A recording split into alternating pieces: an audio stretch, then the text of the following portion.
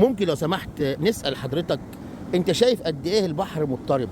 ممكن الانسان كانسان يتعرض لهذا النوع من انواع الاضطرابات في اليوم الواحد ويكون شديد الاضطرابات في اليوم الواحد؟ وممكن في ساعة واحدة وممكن في دقيقة واحدة، بس طبعا احنا بنتكلم على ان في الموضوع ليه رينج، يعني ليه مدى، في مدى طبيعي في مدى مرضي. المدى الطبيعي هو اللي معظمنا عايشين بيه، المدى المرضي هو اللي ممكن يكون حاجة زي اضطراب الشخصية الحدية، ممكن يكون زي اضطراب مائي القطب اللي هو حالة من حالات الاندفاع الشديد أو حالات الخوف الشديد، حالات الاكتئاب الشديد، حالات الهوس الشديد، ده بيكون الشكل المرضي. لكن طبعا بتهيألي بناء على القول اللي ربنا سبحانه وتعالى بيقوله ونفس وما سواها، محدش يقدر يعرف ايه اللي جوه النفس دي الا اللي خلقها. لكن طبعا الاجابه نعم.